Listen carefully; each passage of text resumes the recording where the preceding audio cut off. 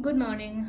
Ngasigi thangjay numit ko thangjay numit ki card ki message yengase thangjay ki number ena hairaga di thangjay ki number se number 93 lere ko aduga kaladana akoi gi amuba natraga purple gumba kai gumba dumaine se pi be ko aduga amana chak thongba do khoi na ha pe abase kai no hai kan se da koi gi thoiding amuba natraga sa thau drop khatang kai amta dai tar ha pi ko ching shu matam da du ma lere ko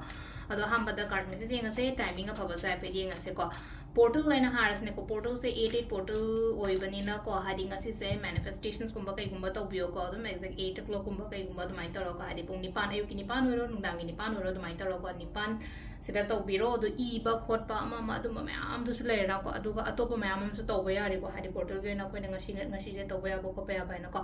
adu ma le re adu ga ngarang nahan hapja gi ni ko video sama adu do hapetang yeng bio changa gam tang yeng bio adu ko ngasi gi numit se adum to bi ko bi ko maximum du dum khitang share su to bio ha da share le na ko share to matam dang sai mi tai su to jai da na ko hadi si gi numit se phai ko hadi lan tho khar kan da ura ga di nungai te na ko videos to adu ni ko ina jai se ko adu ham da ko card message yeng ase timing of so ha pe yeng ase ko cleansing gum su to bio donations gum su to bio mi ngon da le na ko hadi pi to ko to pa le na ko pot amman bo ro ama ro ko adu ma am do ko sida pai first ko card message yengase aduga timing afaba sa pe yengase ko ngasi kyona timing afaba kai kai leke hapato adu dum su yeng minarase ko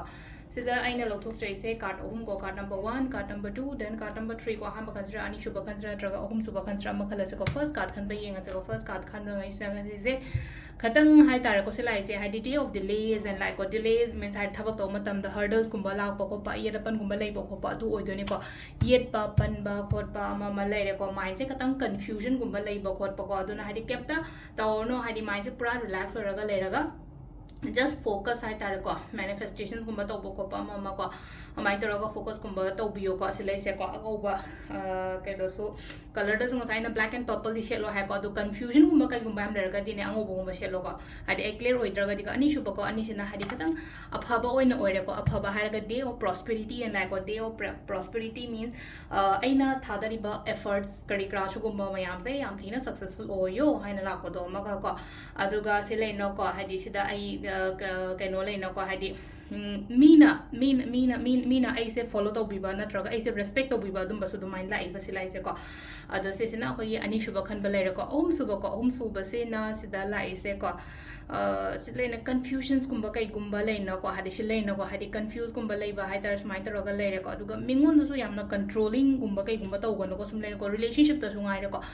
aina hai dai se tau de ya de ko ta ya de kai na ai partner da ga su yang ka hana kano to gono bo thabak to minna ba da su ngai ko mai tar hai na pu sa bo da kai da mingon da kano da force to gono ba se ko ai khatang yi wana ta mingon da su na pu da gum ba to handa ba ko ada se sina ko i card ki message lai ko timing and hai ra se ba nga se ki timing se yu ki pung taru ka minute kun mari dai na ni pan ga minute ani phang lai ko adagi mu trama tha ga minute kun da gi na pung mari ga minute tara taru phang lai ko adagi mu